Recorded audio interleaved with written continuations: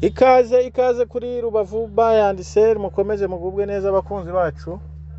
Twizera ko mumeze neza cyane aho muherereye hose.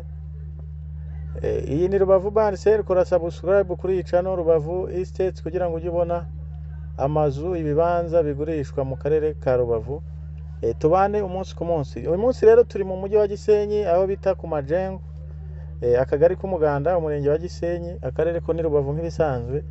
Twabazaniye deal nziza cyane. Twabazaniye amazu abiri meza cyane ari mu gipangu kandi ari mu kibanza kinini gifite metero kare 450.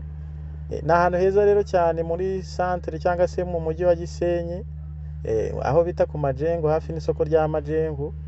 Iki gipangu kirimo aya mazu ureba abiri meza kandi mu parcelle nziza, ahantu ushobora kubona ubukode bwiza kandi bufatika.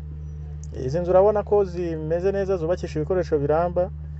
Turi kwagurisha amafaranga atari menshi, miliyoni 60 zonyine z'amanyarwanda. Uyafite iki gipangu cyawe tukagukorera mutation, ntabwo hahenze ugereranije n'ubwiza bw'izi nzu n'ikibanza aho kiri, kuko ni mu mujyi wa Gisenyi, ni hafi, ni ahantu heza cyane.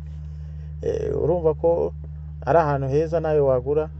Uramutse ushaka kugura ahantu ushobora kubonamo inzu nini waturamo, ukabona niyo gukodesha ku ruhande, cyangwa se ufite aho utuye ariko ukaba ukeneye inzu zishobora kwinjiriza amafaranga cyangwa zo gukodesha zirenze imwe mu gipangu, yishwa niyo naguhitiramo. Ni nziza cyane, ni inzu zikomeye z'amatafari ahiye.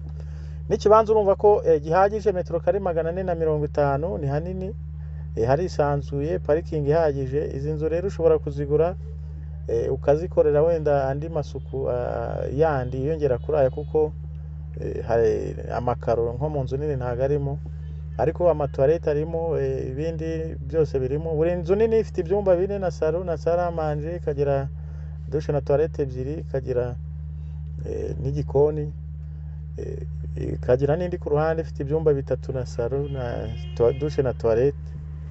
Iki kipangu rero nikigucike kuri miliyoni 60 zonyine, wahagura ukahegukana. Ntabwo hahenze rwose, miliyoni 60 zonyine iki gipangu cyawe. Ku batazi rero, ni mu mujyi wa Gisenyi, uzamutse gato urenze kuri ADPR ya Rubavu ya Gisenyi, ukagera muri aho bita ku Majengo. Nyine ni hafi cyane ya kaburimbo, ni hafi y'isoko ryaho ku Majengo. Ni ahantu heza rero cyane, ku buryo inzu zo gukodesha zaho ubu usanga zikunzwe cyane kandi abantu baba bazikeneye kubera ko ari mu mujyi rwagati. Ikibanza vide cyangwa ushobora kukigura hagati ya miliyoni 40 na 45, nta kintu kirimo. Urumva rero kubona ikibanza kirimo n'aya mazu akomeye yubakisha amatafari ahiye, inzu ebyiri kandi zifatika, mu kibanza gifite ubwo buso twavuze 450, ukahagura